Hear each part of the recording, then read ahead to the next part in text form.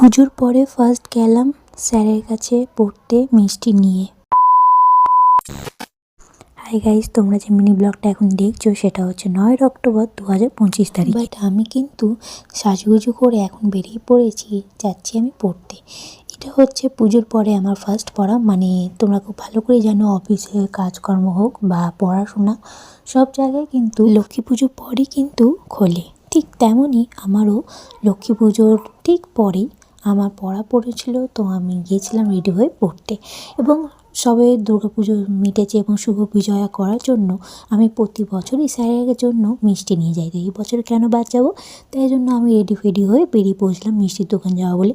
দেখতে পাচ্ছ মিষ্টির দোকান চলে এসেছি, এসে স্যারের জন্য মিষ্টি নিয়ে নিয়েছি। তারপরে মিষ্টি নিয়ে আমি সোজা বেরিয়ে গেছিলাম পড়তে যাওয়ার জন্য। তো দেখতে পাচ্ছ হাতে মিষ্টি নিয়ে আমি সোজা চলে গেলাম স্যারের কাছে পড়তে, এবং গিয়ে দেখি কেউ আসেনি, আমি একা।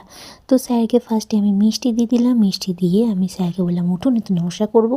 তো স্যারকে ফার্স্টে আমি নমস্কার করে স্যারও আমাকে আশীর্বাদ করলো, তারপরে স্যারও আমাকে মিষ্টি খাওয়ালো। আর সত্যি বলতে গেলে আমি মিষ্টি খেতে একদমই ভালোবাসি না, বাট স্যার আমাকে দিয়েছে তো অবশ্যই খাওয়াটা উচিত। কিন্তু এই মিষ্টিটা যা মিষ্টি ছিল, আমি একটুখানি কামড় দিয়ে খেতেই আমার গাটা গুলি উঠেছিল, বাট কী করবো তবুও আমাকে খেতে হয়েছিল।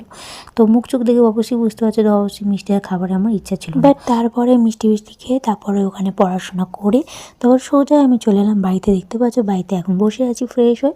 তো চলো আজকে মতো মিনি ব্লগটা এখানে শেষ করছি। ভালো লাগে লাইক কমেন্ট শেয়ার সাবস্ক্রাইব করে দিয়ে আসুন। Tata, bye bye.